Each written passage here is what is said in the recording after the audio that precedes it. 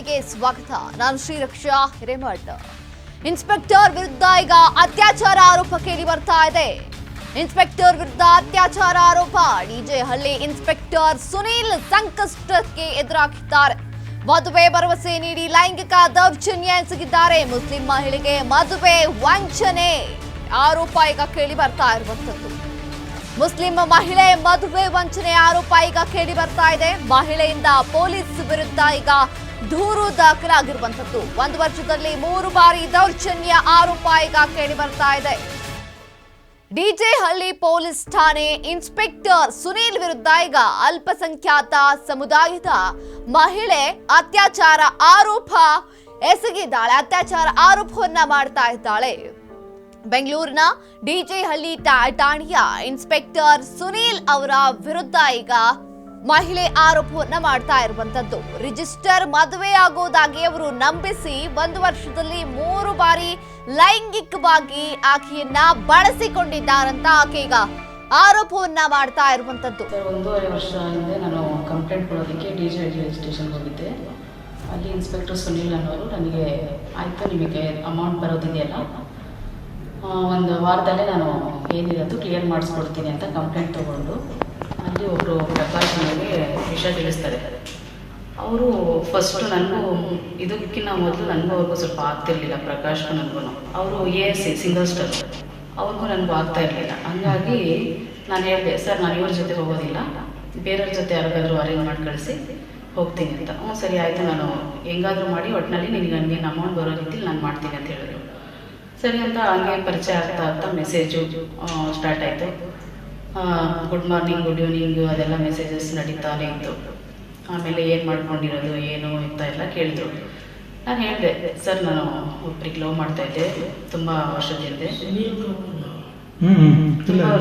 ಒಬ್ರಿಗೆ ಲವ್ ಮಾಡ್ತಾಯಿದ್ದೆ. ಅದು ಬ್ರೇಕಪ್ ಆದಮೇಲೆ ನಾನು ಮತ್ತೆ ಮದುವೆ ವಿಷಯಕ್ಕೆ ಹೋಗಲಿಲ್ಲ ಅಂತ ಹೇಳಿ, ನೀವು ಯಾವತ್ತೂ ಇದು ಮಾಡಬಾರ್ದು, ಯಾರ ಕಾಂಟ್ಯಾಕ್ಟಲ್ಲೂ ಇರಬಾರ್ದು ಅಂತ ಹೇಳಿದ್ರು. ಏನು ಗ್ಯಾರಂಟಿ ಅಂತ ಹೇಳಿದರೆ, ಆಯಿತು ನಾವು ರಿಜಿಸ್ಟರ್ ಮಾಡ್ಕೊಳ್ಳೋಣ ಅಂತೆ, ಇಲ್ಲೇ ಎಲ್ಲಾದರೂ ಒಂದು ನೋಡಿಕೊಂಡು ಫ್ಲ್ಯಾಟ್ ಏನಾದರೂ ತೊಗೊಂಡಿರೋಣ ಜೊತೆಯಲ್ಲೇ, ಏನು ನೀವು ಇದು ಮಾಡ್ಕೊಳಕ್ಕೆ ಹೋಗಬೇಡಿ, ಎಲ್ಲೂ ಹೋಗಬೇಡಿ ಅಂತ ಹೇಳಿದ್ರು.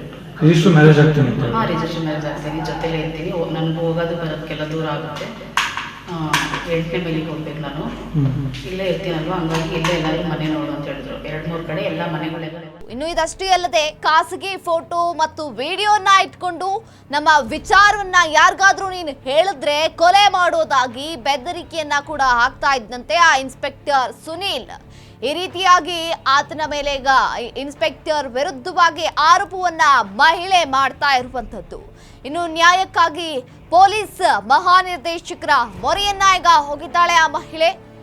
ಡಿಜೆ ಹಳ್ಳಿ ಠಾಣಾ ಇನ್ಸ್ಪೆಕ್ಟರ್ ಸುನೀಲ್ ಅವರು ಮದುವೆ ಆಗೋದಾಗಿ ನಂಬಿಸಿ ಬರೋಬ್ಬರಿ 1 ವರ್ಷದಲ್ಲಿ 3 ಬಾರಿ ಲೈಂಗಿಕವಾಗಿ ನನ್ನನ್ನ ಬಳಸಿಕೊಂಡಿದ್ದಾರೆ. ಮನೆ ಕೊಡಿಸ್ತೀನಿ, ಬ್ಯೂಟಿ ಪಾರ್ಲರ್ ಅನ್ನ ನಿನಗೆ ಮಾಡಿಕೊಡ್ತೀನಿ ಅಂತ ಹೇಳಿ ತಮ್ಮ ಮನೆ ಹಾಗೂ ಹೋಟೆಲ್ಗೆ ನನ್ನನ್ನ ಕರೆಸಿಕೊಂಡು ಅತ್ಯಾಚಾರವನ್ನ ಈಗ ನನ್ನ ಮೇಲೆ ಎಸಗಿರುವಂತದ್ದು. ಪ್ರತಿ ಬಾರಿ ವಿಡಿಯೋ ಕಾಲ್ ಮಾಡು ಅಂತ ನನಗೆ ಪೀಡಿಸ್ತಾ ಇದ್ದ ಈತ. ಈ ಇನ್ಸ್ಪೆಕ್ಟರ್ ನನಗೆ ಯಾವಾಗ್ಲೂ ಕಿರಿಕಿರಿಯನ್ನ ಉಂಟು ಮಾಡ್ತಾ ಇದ್ದ. ಇನ್ನು ಇದಲ್ಲದೆ ಖಾಸಗಿ ಫೋಟೋ ಹಾಗೂ ವಿಡಿಯೋನ ಇಟ್ಕೊಂಡು ನನಗೆ ಬೆದರಿಕೆಯನ್ನ ಹಾಕ್ತಾ ಇದ್ದ. ನಮ್ಮ ವಿಚಾರ ಯಾರಿಗಾದ್ರೂ ಹೇಳಿದ್ರೆ ಕೊಲೆ ಮಾಡೋದಾಗಿ ಕೂಡ ನನಗೆ ಬೆದರಿಕೆಯನ್ನ ಹಾಕಿದ್ದಾರೆ ಅಂತ ಮಹಿಳೆ ಈಗ ಸಂತ್ರಸ್ತೆ ಆರೋಪವನ್ನ ಮಾಡ್ತಾ ಇರುವಂತದ್ದು.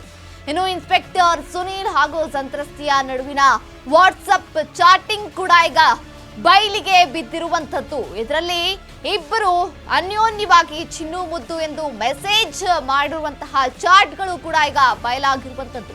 ಅಲ್ಲದೆ ವಿಡಿಯೋ ಹಾಗೂ ವಾಯ್ಸ್ ಕಾಲ್ ಕೂಡ ಅವರು ಮಾಡಿ ಪರಸ್ಪರವಾಗಿ ಮಾತನಾಡಿರುವಂತಹದ್ದು ಕೂಡ ಬಯಲಾಗಿರುವಂತದ್ದು. ಸದ್ಯ ಸಂತ್ರಸ್ತ ಮಹಿಳೆ ಡಿಜೆ ಹಳ್ಳಿ ಇನ್ಸ್ಪೆಕ್ಟರ್ ಸುನೀಲ್ ವಿರುದ್ಧ ಪೊಲೀಸ್ ಮಹಾನಿರ್ದೇಶಕರ ಕಚೇರಿಯ ಮೆಟ್ಟಿಲೇರಿದ್ದು, ಮುಂದೆ ಈ ಪ್ರಕರಣ ಯಾವ ಹಂತಕ್ಕೆ ತಲುಪಲಿದೆ ಎನ್ನುವುದನ್ನ ನಾವು ಕಾದು ನೋಡಬೇಕಿದೆ.